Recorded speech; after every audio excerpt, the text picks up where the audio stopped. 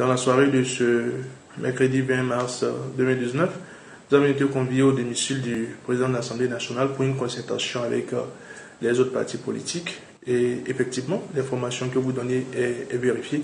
Le parti Restaurer l'Espoir a décidé de claquer la porte de sortie. Mais nous avons décidé de sortir pour un certain nombre de raisons que je vais me permettre de vous énumérer. La première des raisons, nous avons décidé d'être conséquents envers nous-mêmes. Parce que dès le départ, nous avons indiqué dans nos différentes correspondances que nous avons envoyées au chef de l'État, aux responsables des institutions de la République et à un certain nombre d'institutions internationales. Nous avons dit nos inquiétudes et nos observations. Donc la première des choses, c'était que nous avons posé un préalable. Alors que la crise est née, et la naissance de la crise a été reconnue par le chef de l'État. Le processus électoral aujourd'hui est un processus qui ne peut plus se poursuivre sans l'opposition et en République du Bénin. Donc, ceci étant fait, et nous avons dit à ceux qui sont en face de nous que, comme préalable, il va falloir que le ministère procède à la libération de nos documents. Parce qu'à l'heure où je vous parle, nos documents sont confisqués au ministère de l'Intérieur. Les documents du parti Restaurer l'Espoir et d'un certain nombre de partis de l'opposition sont confisqués au ministère de l'Intérieur. Donc pour nous, il est quand même anormal que nous puissions être dans un processus dans lequel nous discutons avec les uns et les autres et que nous puissions savoir aussi que nous n'avons pas de documents. Et alors que dès le 14 décembre 2018, nous avons pris toutes les dispositions afin de pouvoir exister. Et je ne manquerai jamais de le dire assez. Nous faisions partie des partis politiques les mieux structurés, les plus rigoureux, les mieux organisés parmi les partis qui avaient déposé les dossiers. Nous avons eu le moins d'observations possible. Je l'ai dit devant le chef de l'État. Donc aujourd'hui, il est hors de question que nous puissions être sans récépissé pour un parti qui existe depuis 13 ans. Il est inconcevable. Donc nous avons dit au président de l'Assemblée nationale ce soir que pour nous c'est un préalable. S'ils veulent que les discussions se poursuivent, tel que le peuple le souhaite, c'est qu'on puisse délivrer aux partis qui remplissent les conditions les documents confisqués. Le deuxième élément pour lequel nous avons décidé de quitter la salle de concertation ce soir, c'est le format proposé. Nous avons dit au chef de l'État, dans une correspondance, même en date du 15 mars, dans de nombreuses correspondances, la dernière, elle est du 15 mars 2019, dans laquelle nous disions au chef de l'État que le format proposé par lui le 6 mars 2019 n'est pas le format recommandé dans de pareilles situations.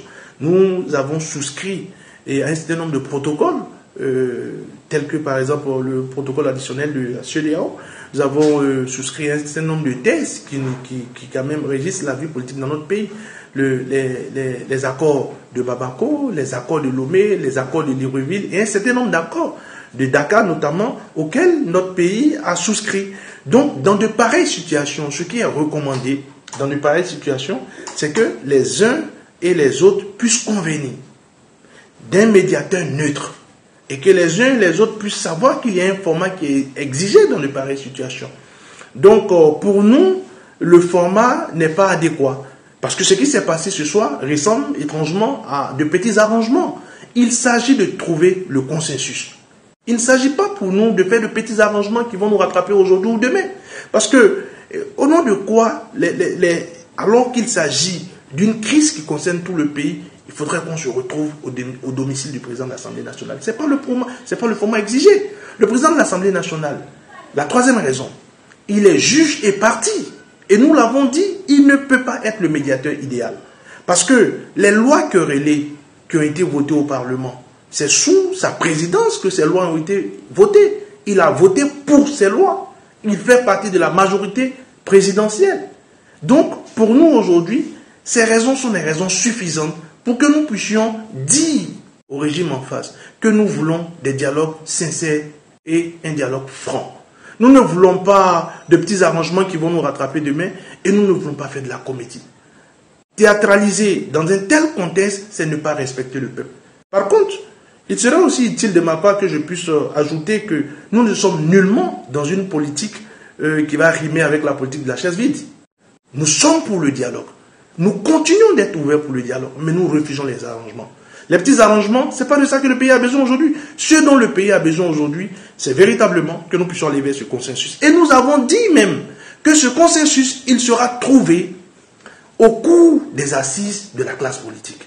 Ce qui s'est passé ce soir chez le président Mbeki, ce n'est pas ça les assises de la classe politique. C'est qu'on fait une approche qui ressemble étrangement à de petits arrangements à la veille d'une plénière aussi importante que celle qui aura lieu demain au Parlement. Parce qu'on voudrait faire demain au Parlement un forcing. Nous refusons cela.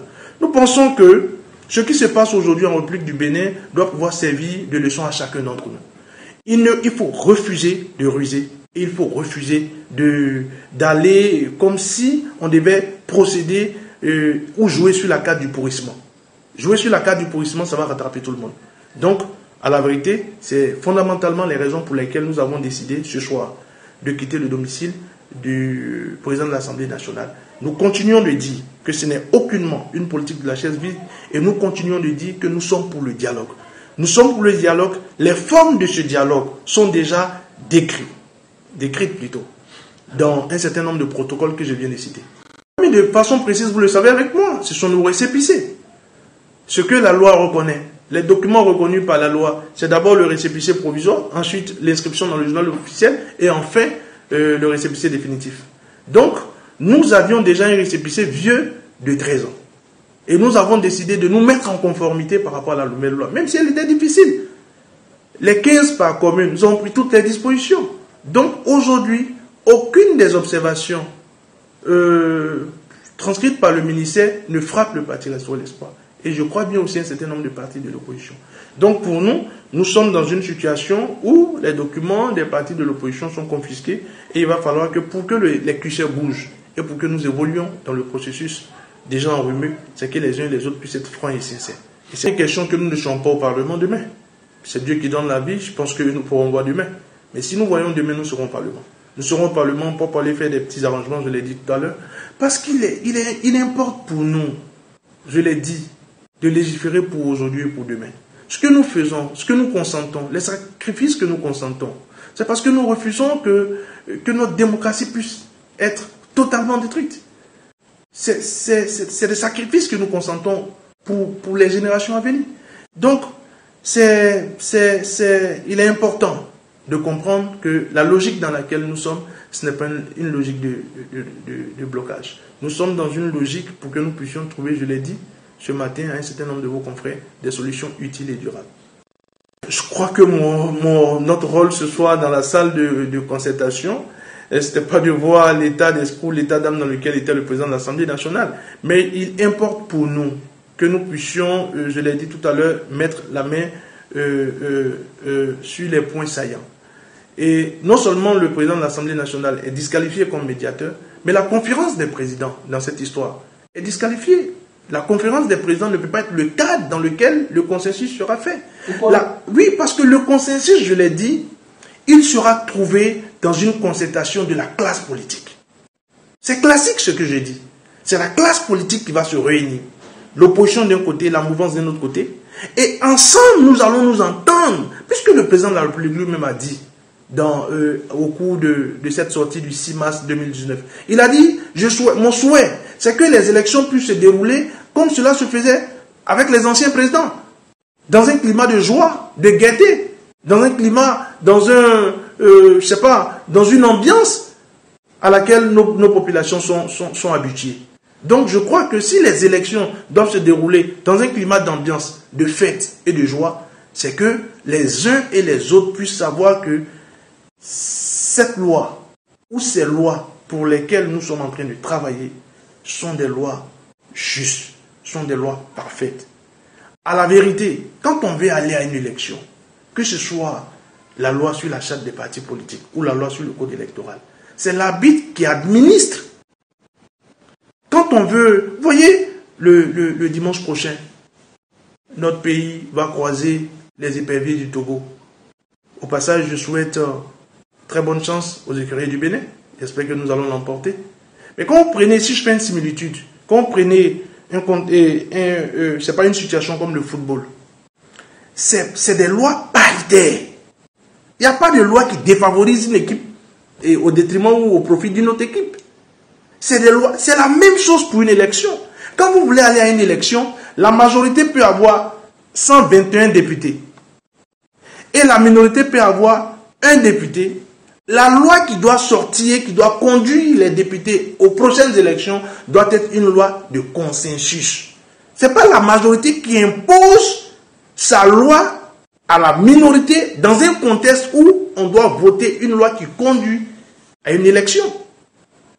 C'est une question de bon sens.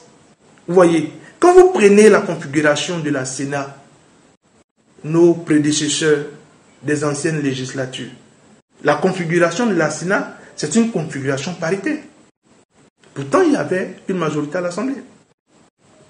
Parce que quand vous prenez l'attitude au sein d'un bureau de vote, c'est une question, c'est un consensus qui a été trouvé autour.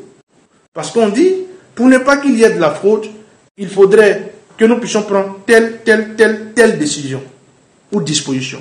Ce sont des dispositions pour ne pas qu'il y ait la fraude. En ce moment bien précis, la majorité et la minorité s'entendent que ce sont des dispositions justes pour qu'il n'y ait pas la fraude. Pour que nous puissions aller à une élection dans un climat apaisé, dans un climat de joie, ce sont des lois de consensus. Mais ce n'est pas des lois de la majorité sur la minorité. Je ne sais pas si vous comprenez. Parce que c'est une question de parité. Quand vous prenez la configuration du COSLEPI, il y avait en ce moment bien précis une majorité à l'Assemblée nationale. Il y avait aussi une minorité à l'Assemblée nationale. Mais la nomenclature du COSLEPI est une nomenclature paritaire. Parce qu'aussi bien la majorité que la minorité dit, non, pour que nous puissions avoir un COS qui aura les coudées franches pour travailler, il faudrait en ce moment bien précis que la majorité puisse apporter tel nombre et que la minorité puisse apporter tel nombre. Nous discutons autour de ces lois de consensus. J'ai pris le cas du football tout à l'heure. Le Brésil fait peut-être plus de 100 millions d'habitants. Le Bénin fait à peine 12 millions d'habitants. Si le Bénin doit jouer contre le Brésil, les deux enverront sur le rectangle vert 11 joueurs de chaque côté. C'est une loi de parité. Pourtant, au niveau des populations, il y a une population qui est plus grande qu'une autre. On pouvait dire non, comme c'est le Brésil qui a le plus grand nombre de populations, le Brésil apporte un nombre de joueurs proportionnel à sa population. Non! Pour qu'il y ait justice sur le terrain de la compétition, il faut des lois de parité ou des lois de consensus. C'est une convention qui a permis cela. La configuration actuelle de la conférence des présidents ne le fera jamais. Parce que la configuration actuelle de la conférence des présidents a opté pour être du côté de la majorité présidentielle. C'est eux qui ont activé ces lois. Ils ne vont pas se faire harakiri. Si vous décidez, parce que nous avons appris que de la configuration actuelle de la conférence des présidents, il a été dégagé un petit comité paritaire. 2 de l'opposition, 2 de la mouvance. Mais lorsque ce petit comité paritaire prend une décision, c'est au niveau de la conférence des présidents que cette décision est entérinée. Je sais pas si vous voyez. Donc, la conférence des présidents fait un blocage à ce niveau. Et ils font pression sur les deux de la minorité. Ça ne peut pas marcher. Il faut un consensus au niveau de la classe politique. Et c'est ce consensus retrouvé au niveau de la classe politique qui sera transformé, amélioré en proposition de loi. En ce moment bien précis au sein de l'hémicycle, il n'y aura plus forcément des positions de la majorité, de la minorité. Puisque si la classe politique accepte cela, aussi bien les députés de la minorité que de la majorité vont s'accorder pour dire voici les conditions favorables pour que les uns et les autres puissent aller aux prochaines élections. C'est de ça qu'il s'agit. Donc c'est un format classique. Ce qui se passe actuellement n'est en rien, je sais pas, un format classique de consensus, mais c'est un terreau favorable aux petits arrangements. Non, a priori, nous ne croyons aucunement en la sincérité de ceux qui sont en face de nous. Vous devez pouvoir savoir que nous sommes dans un tel état d'esprit. Nous ne croyons ni à la franchise, ni à la sincérité de ceux qui sont en face de nous. La même preuve est qu'ils disent que nous sommes dans la crise, mais n'ont pas arrêté le processus électoral. Donc c'est un jeu de dupes. Nous croirons en leur bonne foi que lorsqu'ils poseront des actions ou des actes qui nous amènent ou qui nous imposent de croire désormais en leur bonne foi. C'est de ça qu'il s'agit. Il ne s'agit pas d'une confession devant un prêtre.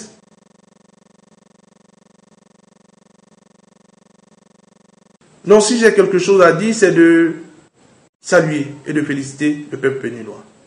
Et de dire au peuple que nous sommes pour le dialogue.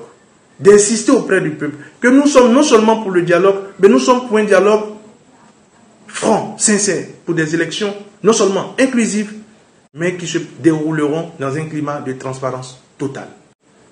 C'est le message que j'ai pour notre peuple.